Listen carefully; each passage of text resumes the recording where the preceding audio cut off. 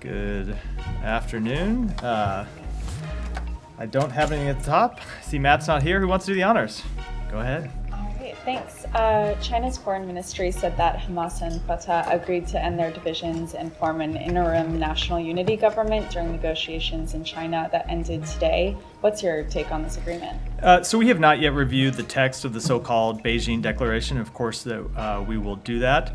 But as we have made clear for months, Hamas is a terrorist organization, something that we obviously made clear before October 7th. But when it comes to governance of Gaza at the end of the conflict, there can't be a role for a terrorist organization. Hamas has long been a terrorist organization. They have the blood of innocent civilians, both Israeli and Palestinian, on their hands.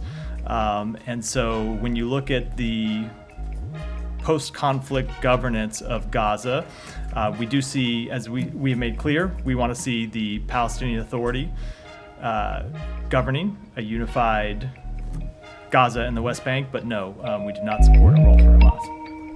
Blinken is set to speak with Wang Yi in Laos. Will he raise this, and what's your evaluation of China's role in these talks? Is it helpful in trying to reach a ceasefire deal? So I don't have any, as I said, I don't want to pass judgment on this declaration that came out today beyond what I just said, because we haven't reviewed the full text. I want us to be able to look at it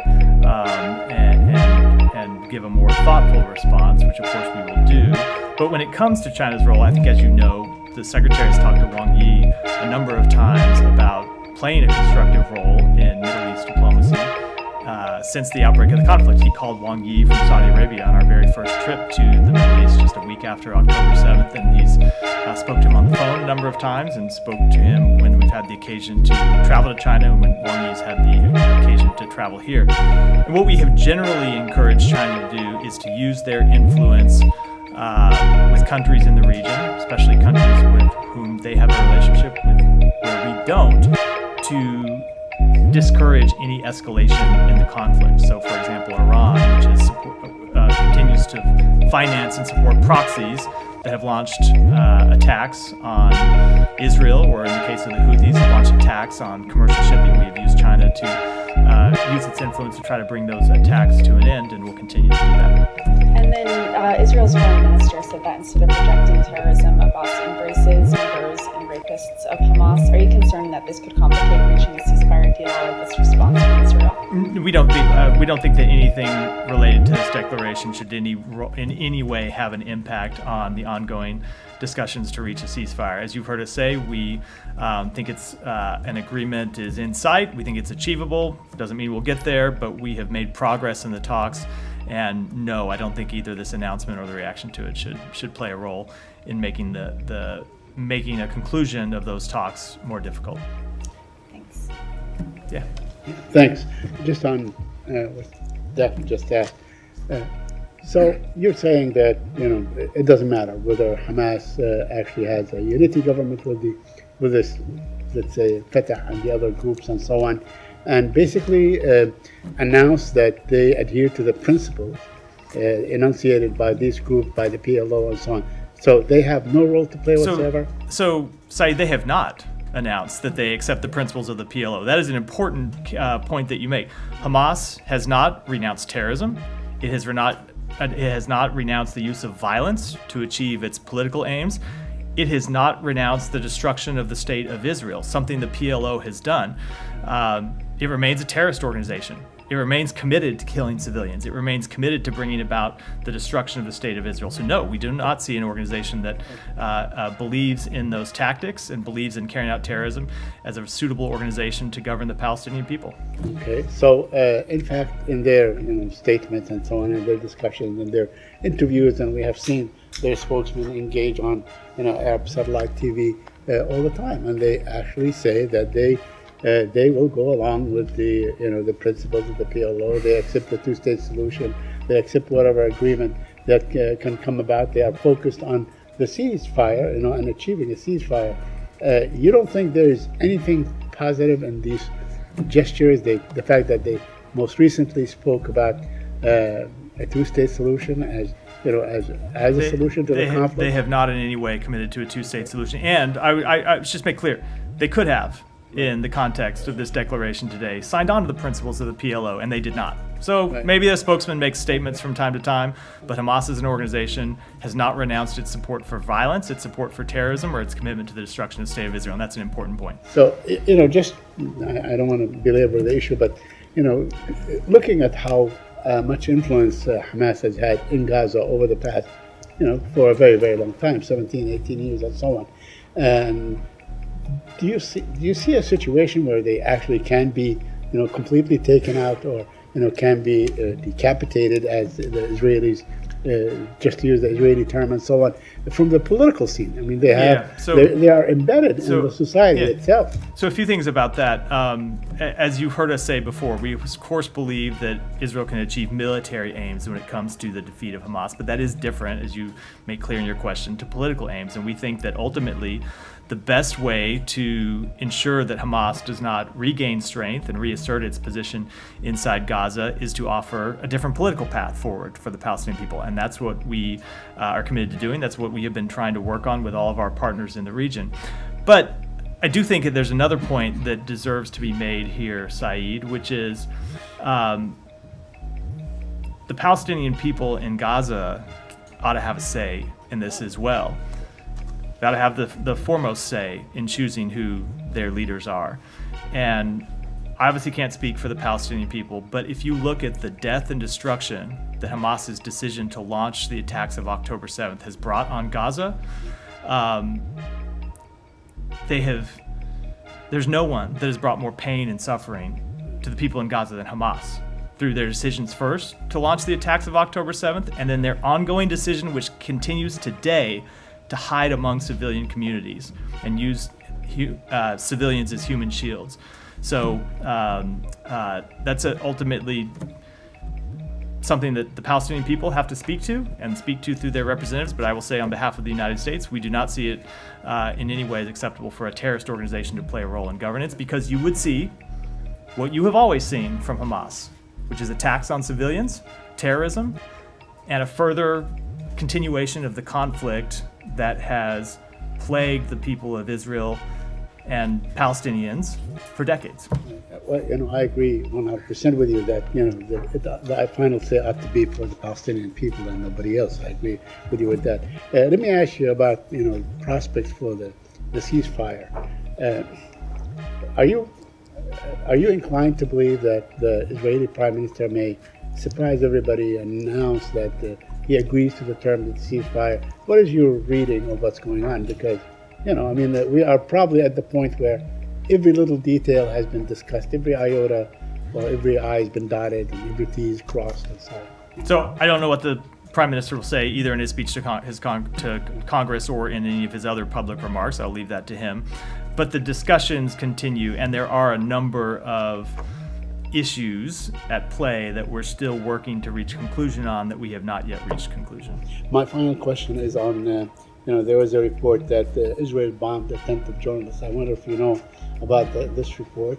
And of course, there's been something like 160 Palestinian journalists that have been killed thus far. Why is there no outrage on the fate of journalists in Gaza? So I think there's a great deal of outrage about the deaths of journalists. You have heard us speak to this, not just me, but the Secretary has spoken to this a number of times and made clear the importance we place on the work that journalists do in conflict zones around the world, and of course especially in Gaza, where we, in many cases, the world only knows about what's happening inside Gaza because journalists who risk their lives, put their lives on the line to bring us the news are there every day reporting it. And so we mourn the death of any journalist just as we mourn the death of any civilian. And it is why, again, we are working so hard to try to reach a ceasefire. It's why the president has put his own political muscle behind this. It's why the secretary has worked on it. It's why others in the administration have worked on it, because we believe ultimately the only way to stop the suffering of civilians, all civilians in Gaza, journalists, others who, other aid workers, others who do important work, as well as just people trying to go about their lives. The only way to alleviate that suffering in the daily death toll is to reach a ceasefire. Thank you. Yeah. Thank you. Republicans are criticizing Vice President Harris for not attending or not planning to attend Israeli Prime Minister Netanyahu's speech to a joint meeting of Congress tomorrow. She'll be campaigning in the Midwest, but Republicans say she's boycotting the speech.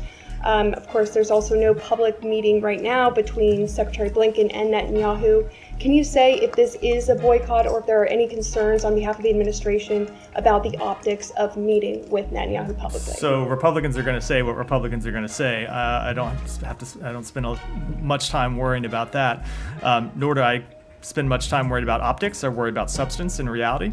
And the reality is the Vice President's office has made clear that she had a pre-scheduled trip before the Prime Minister announced this date, which is a date he decided in consultation with Congress, not with the administration. So she had pre-announced travel. And I would just ask, what is more important, being there for a speech or meeting with the Prime Minister and talking about how we can work together to address our concerns? I would posit that a meeting is more important. Have Israeli officials reached out with any concerns? This is the first time this has happened, the Vice President not attending a speech before a joint meeting of Congress in over 3 decades, I believe. Not that I'm aware of. Will there be any meetings with other members of the delegation that will come with Netanyahu? I don't know who's accompanying him, but let's say at the State Department. I don't have anything to announce, but typically when you have a head of state or head of government meeting to the United States, there are always meetings that happen on the sidelines of that visit, and I would expect that to be the case here. Yeah. Thank you, Matt. Switching the topic, can you give us a sense of where things stand in terms of implementation of the Repo Act after yesterday's presidential memorandum, which passes some of the authorities to the Secretary of State? Yeah, we are working hard on it here at the State Department. There are other agencies, the Treasury Department, who have pieces that they have to implement as well. I don't have details to announce today, but we're working very hard to execute the details and execute the responsibilities delegated to us by the President. Do you have a timetable? No. No, as quickly as possible. There's important work we have to do, and we want to get that work done as quickly as possible. We want to get it right and be thorough. Japan decided to pass $3 billion from proceeds from frozen Russian assets. Do you support that decision? Of course we do. Moving to Ukraine, Ukrainian Foreign Minister is in Beijing today. Do you hold any hope in terms of any behavior change when it comes to China's supporting Russia in Ukraine? So I'm not going to make any assessments about what might happen or try to gauge expectations of what might happen, but I do think it's important that China hear directly from Ukraine about the toll that Ukraine has suffered through Russia's war of aggression, which we know China is doing a great deal to fuel through their support for reconstituting Russia's defense industrial base. We have always made clear that it is important that every country in the world recognize that in this conflict, there's an aggressor and there's a victim.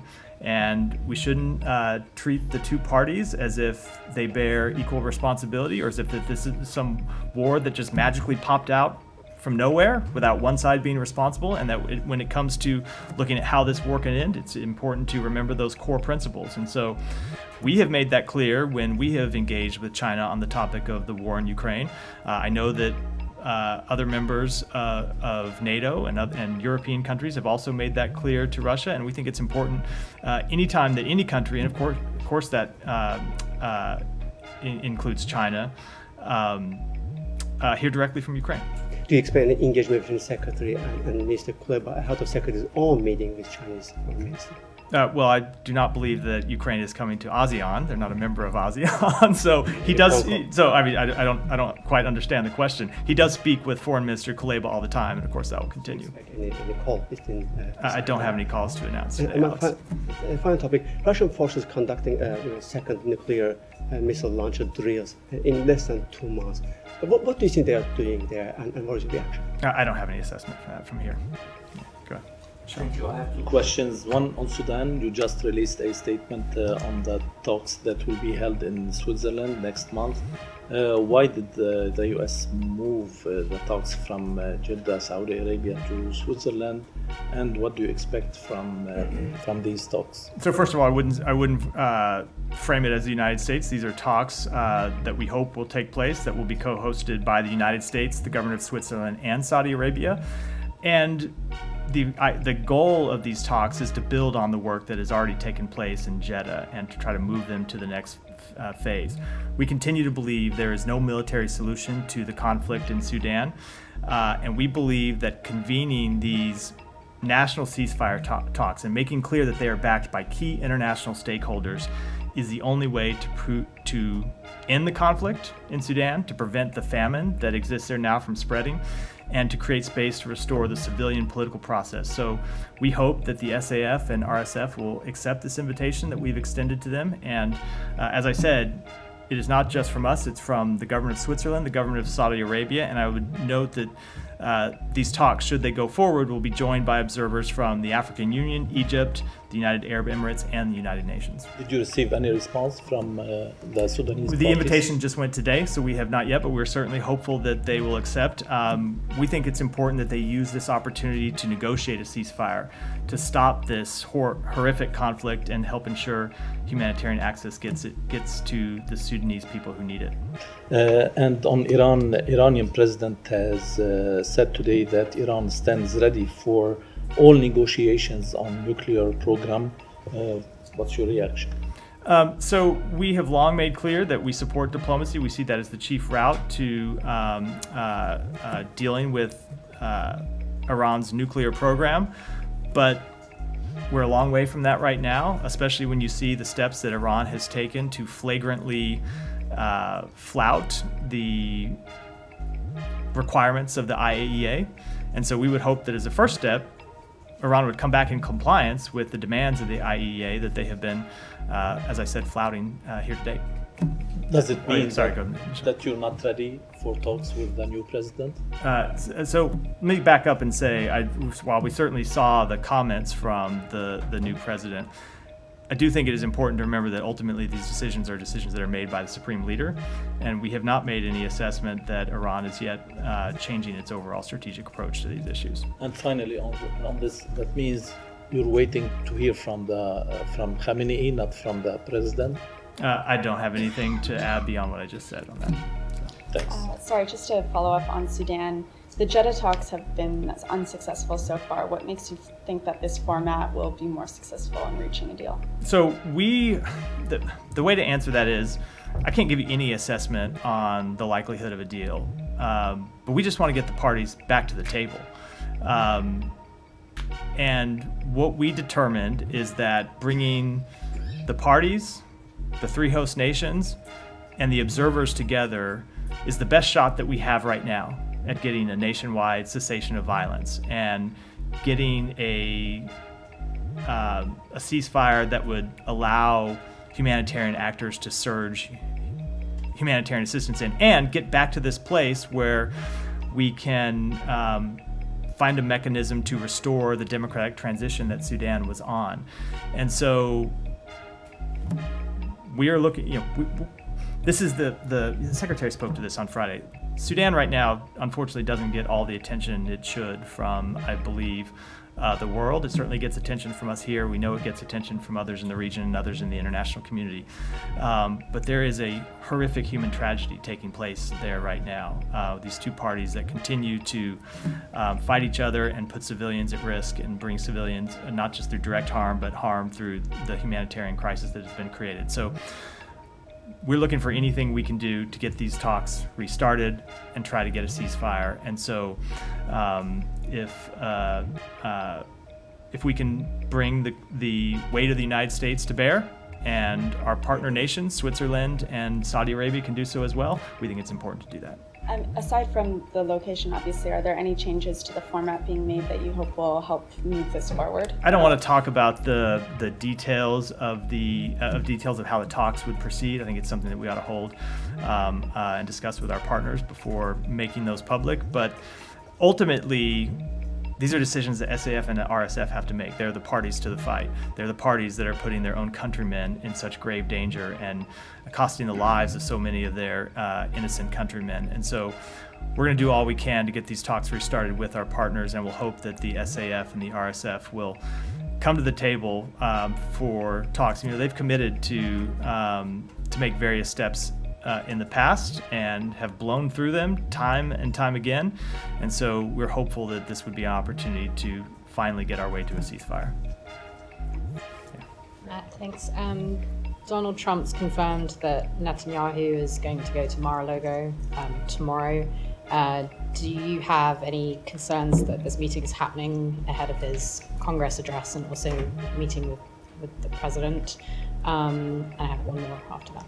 I don't. Look, obviously we have one president at a time, and I think it's always important that everyone remember that. But at the same time, it's fairly common that heads of state and heads of government in foreign countries meet with political parties while they're here in the United States and meet with nominees for president while they're here in the United States, and we do the same thing. The Secretary has met with opposition leaders and opposition candidates a number of times in his visits around the world, so that in itself is a fairly routine event. And both on behalf of other countries and on behalf of the United States. And one, just going back to the region, there's a report about this. It's described as a secret meeting with the UAE about the Gaza Day After plan, and the reporting is that State Department Counselor Tom Sullivan attended. Can you confirm whether that meeting took place, and if yes, whether you can give us any more information about it? So that meeting did take place. Tom Sullivan was in the UAE at the end of last week to advance our plans around a ceasefire and advance our plans around the day after. But as often happens, I know people will portray these meetings as secret, but oftentimes these meetings involve pretty delicate, sensitive discussions and sensitive negotiations, and there's a reason we don't make the topics of those discussions public, and I think I will decline to do so here. Just one more, because there's an op-ed coming from the Emiratis as well. Their special envoy wrote about this.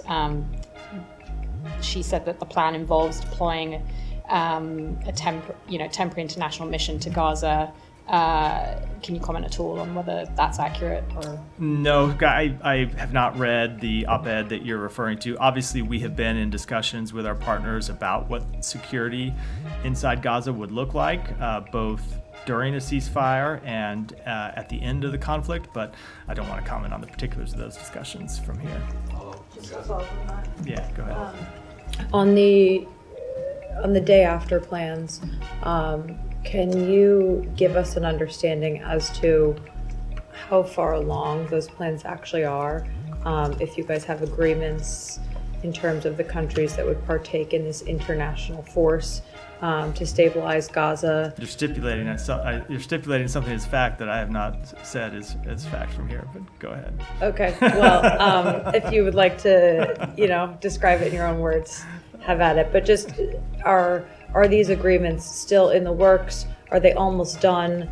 Are they ready to roll out, day 2 after a ceasefire? Just give us an understanding of where that stands. So it really does vary when you look at at different aspects of what's required for Gaza.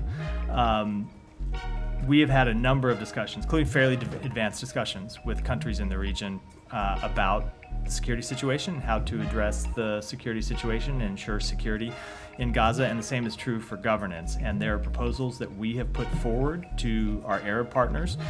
There are proposals that they have put forward to us, and we have been working through various differences. And when I say it's not the case that every country in the region is signed up to the same plan either, right? People have different views about what the best way would be to accomplish this, and people have different political imperatives that they need to be responsive to.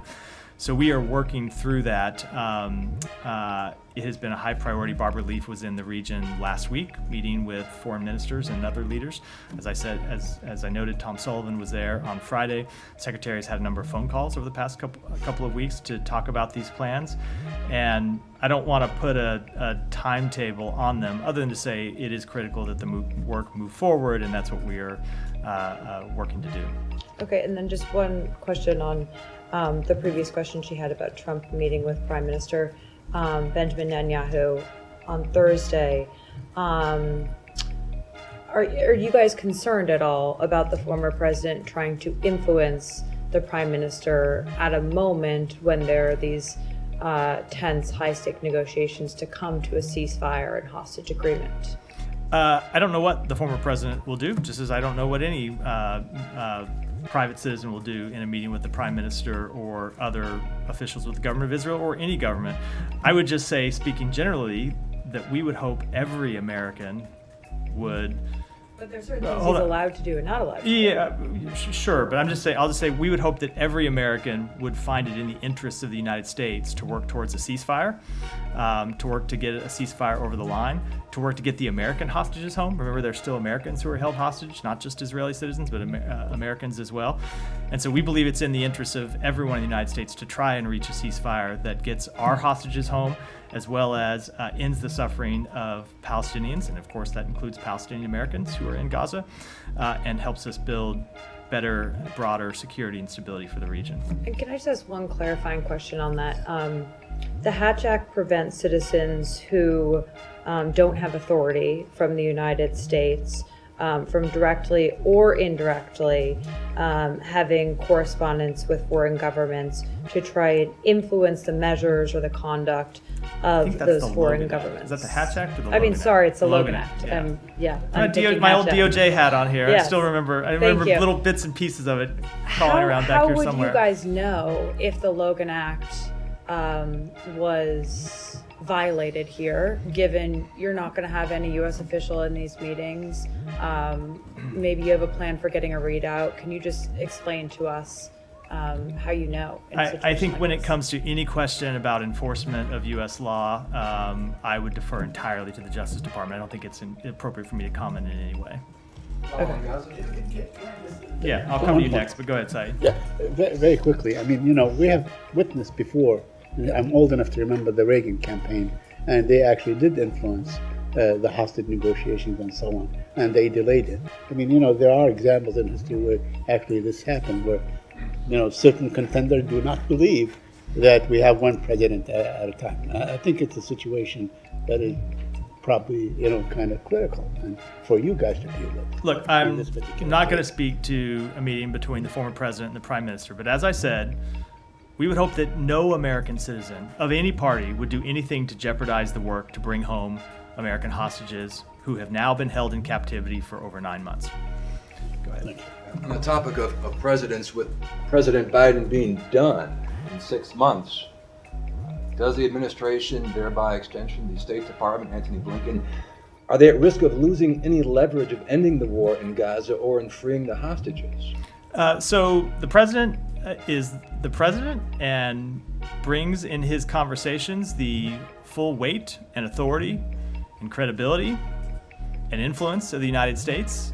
And that has not changed, and that is not going to change as long as he's president, and the same goes for the Secretary of State. And so when we have conversations with foreign governments, we always make clear our position and the things that we are willing to do to stand by our position, and that will be the case. If I may, if you'll indulge me, please, on Nicaragua, I know it's totally separate, but can I? Yeah. Okay, thank you. Religious freedom in Nicaragua, a couple questions. USCIRF, I'm sure you're familiar with it, the U.S. Commission on International Religious Freedom. They say religious freedom conditions in Nicaragua are getting worse, deteriorating. In fact, USCIRF is holding a virtual hearing tomorrow to discuss the situation in Nicaragua, religious freedom. First question, will the State Department be in attendance at that virtual meeting? I don't know the answer to that. I'm happy to check and get back to you. 2, USCIRF said recently, quote, Nicaragua's government continues to repress the Catholic Church for its human rights advocacy by arbitrarily arresting, imprisoning, and exiling clergy and lay people and shuttering and seizing the property of Catholic charitable and educational organizations. In fact, just recently Ortega shut down Radio Maria, Nicaragua. That all said, what more can the U.S. do right now, this moment, to help those in Nicaragua being persecuted for their faith? So you have seen us on a number of occasions speak out about the persecution of religious figures in Nicaragua and call for the release of religious figures, and we will continue to do that. Have you seen it? Is Ortega listening? I will say that it's not just something that we speak out on, but that we work with our partners in the region to accomplish. It is a high priority for us, the exercise of freedom of religion, both in Nicaragua and all around the world. Thank you. Thank you, Matt. Today, Secretary Blinken met with the Yazidi Society leaders here at the State Department. And the Yazidi communities, since 10 years ago when they faced the genocide, they've never been so vulnerable as they are now. unable to go back to their homes, and also they are living in a dire situation in IDP camps in the Kurdistan region. The so-called Shingal Agreement has not and no longer been implemented.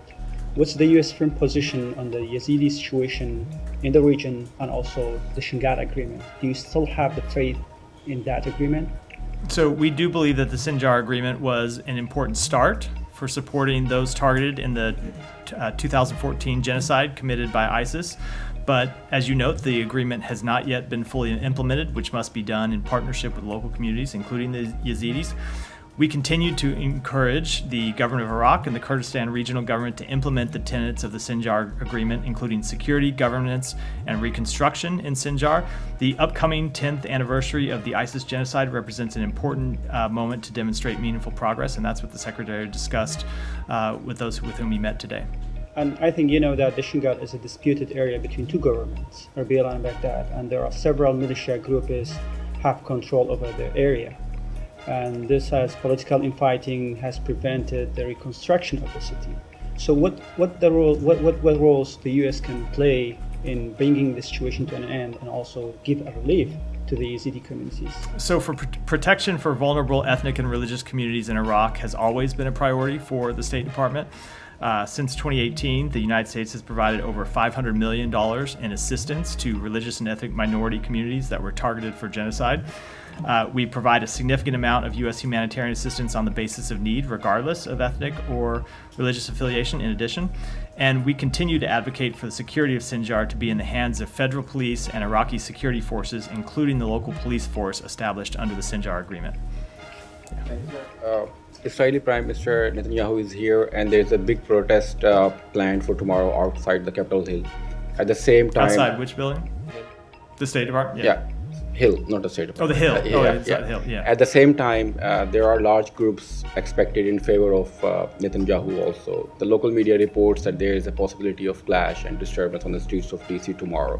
What are your thoughts on that? What is your message to the protesters coming here from different states? So look, we, as you hear us say, when we talk about protests around the world, and typically we from the State Department don't talk about domestic matters. There are other agencies inside the U.S. government that do so. But of course, we think all protests should be held peacefully. We support the right of Americans to protest. It's one of the things that makes America great and strengthens our democracy. And so it's people speaking their minds either to the United States government to United States government officials or to foreign government officials who are in town. We support people's right to do that, but of course those protests in any event should remain peaceful. The Pakistani government was reporting millions of Afghan refugees, but on the intervention of UN and United States, Pakistani government extended their stay for one more year. What are your thoughts on this decision, and what is your comment on the situation of Afghan refugees in Pakistan? Let me take that back and get you an answer. So one last question, yeah. If I may. So Pakistani, on the directions of Pakistani government, the police raided the offices of a political party and arrested the spokesperson. They're also trying to ban this political party. You spoke about it last week, but what is your reaction on the raids on the offices of the political party and arrest of their spokesperson? So we have seen the reports of the arrests of PTI leaders. We are always concerned when we see arrests of opposition leaders. I'm always personally concerned when I see the arrest of a spokesperson. We support the peaceful upholding of constitutional and democratic principles, including the rule of law, equal justice under the law, and respect for human rights like freedom of expression and freedom of peaceful assembly, and we urge that these principles be respected in accordance with Pakistan's constitution and laws. Go ahead. Yeah. Thank you, Mr. Mayor. Thank you, everyone, and good afternoon, each and everyone who are sitting here. My name is Nirunira. I'm from Bangladesh, and I'm proud Bangladeshi American living in this country last 24 years. I live in New York. I come here to talk one thing, the running president in my country, what he is doing, the way we speak every time thousands of students are killing, and especially women students, they got raped, killed under that prime minister we call illegal, which is true, he is illegal, unelected prime minister Hasina Sheikh. What he is doing in my country right now is my concern. I know that concern of USA, and always we believe is superpower and I live in this country. And what I say, what I can help from you for my country, Bangladesh. I want to see my country, Bangladesh, live, and everything is smooth. Thank you. So we continue to closely follow developments in Bangladesh and call for calm and de-escalation. And as I said yesterday, we condemn any acts of violence, whether they be acts of violence committed against peaceful protesters or they be acts of violence committed by people who are protesting the actions of the government. We support peaceful assembly, we support peaceful protest, but in all cases, they ought to be carried out peacefully, and the government should refrain from acts of violence against peaceful protesters. But I would say that when it comes to Bangladesh, we also remain deeply concerned by reports of ongoing telecommunications disruptions across the country, which limit the ability of people in Bangladesh, including American citizens there, to access critical information. That's something we have spoken out against in other countries, and we speak out against it when it comes to Bangladesh as well, and we'll continue to make those concerns known. Follow up on Bangladesh. Yeah. Yesterday, I informed you that there's thousands of people are getting killed under the direction of Hasina Sheikh, the illegal Prime Minister of Bangladesh. Last night, I learned the tank and vehicle with the logo of United Nations are being used, and they're firing from those UN carrying logo vehicle and killing innocent students. Also, there's a helicopter on the sky, they're also killing innocent civilians. It's like country is going into a civil war, number one. And number two, some public figure named Nurul Haq, the president of Gano Adhikar Porishad, and there is another leader, Tarek Rahman, then another leader, Junaid Saki, then another leader, Abu Adnan Toha. Everyone is getting kidnapped by the government forces, and they're taking advantage because there is no internet, there is no telephone communication, and Prime Minister is sitting down at Gano Bhavan and directing police, army, RAB and other law enforcement agencies just keep killing because world cannot watch what is going on. I know Europe satellite and American satellite cannot take the picture because there is no internet. And I have third question, if you allow me. America is the proponent of democracy and institutes of democracy in all over the world. We respect that. But under the direction of General Asif Munir of Pakistan and the Chief Justice of Faiz Issa, they are destroying every single democratic institution in Pakistan. There is no reflection of the people's choice in Pakistan. Do you think America, other than showing concern and expect something, do you think that country is on the right direction? So I think that what we as the United States have always done, and I should say what we have always done when we are at our best, is to speak out for democratic values around the world and make sure that, and make clear that countries are strongest when they uphold democratic values, countries anywhere in the world, and that's what we're going to continue to do. That's our greatest strength, and it's what will continue to guide our approach. Do you think Hasina Sheikh and the authorities in Pakistan, they are listening what American and European governments are asking them to do? So we will continue to make our priorities clear. We will continue to make our values clear. Does every country in the United States or in the world do exactly what the United States or any country in Europe or any other country around the world thinks they ought to do or thinks how they ought to handle every situation? Of course not. Sovereign countries make their own decisions. They always have. They always will. What we can do is impress upon countries what we believe are the right way to approach questions of fundamental freedom, questions of democratic values, questions of human rights, and bring all the influence we can to bear to urge them along that path, and that's what we'll continue to do. Would you like to make a comment that they're using United Nations logo on a Humvees and tank, and they're firing from that vehicle into the civilian, and thousands of people are getting killed? Why they're using United Nations logo? So I'm not aware of that specific report. You should address that to the United Nations, I would think, but I would say, as I have made clear, we condemn any violence against peaceful protests. Protesters should be allowed to carry out their fundamental freedom of expression, their fundamental freedom of speech, and at the same time, we urge that all protests be peaceful. Thank you. Yeah. On a different different topic. How would you describe Secretary Blinken's relationship with Vice President Harris? He has an extremely close working relationship with the Vice President. He's actually known her for more than 10 years, worked with her before. She became Vice President before he became Secretary of State. He spoke to some of this morning when he talked about how he's seen her inside the Oval Office, inside the Situation Room, and overseas, asking tough questions about difficult issues and really getting to the heart of some of the difficult foreign policy choices that we face, and that he has been impressed by her both command of various foreign policy issues, but just as importantly, her insights into getting at what really can be the nub of an issue and trying to determine how we as a nation can move forward in a way that serves the American people.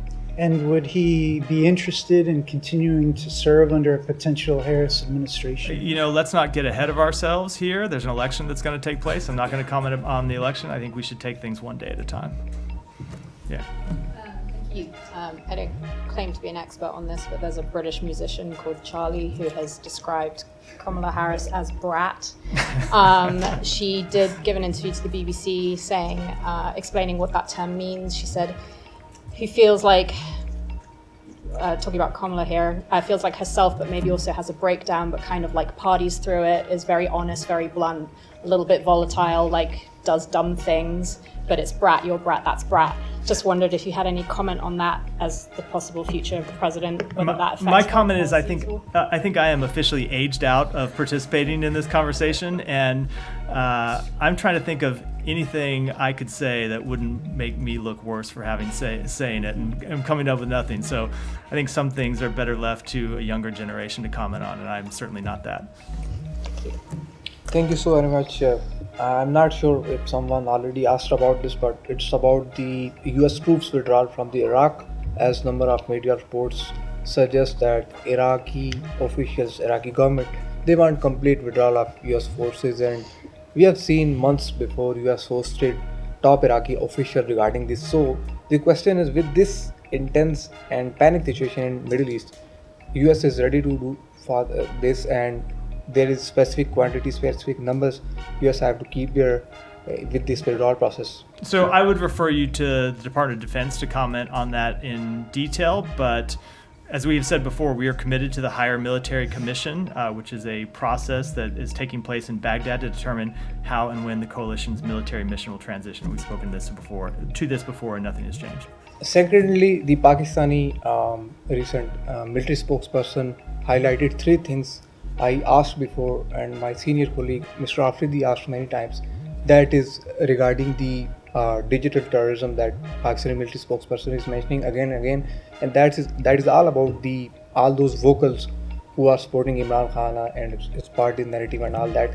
Secondly, he highlighted the number of operations Pakistani military is doing per day in 24 hours. That is between hundreds, 60 to 80 operations he mentioned. So there are two questions. So I already asked before that the firewall Pakistani government introduced to curtail media freedom, social media freedom, and secondly, the Pakistani officials, the security officials, they are again hinting more US military assistance or something like that. So you have anything so on with that? respect to the first question, as I've spoken to with respect to other countries, we support media freedom in Pakistan, just as we support it around the world. And with the second, I don't have any announcements to make today. With that, I think we'll wrap for today. Thanks, everyone.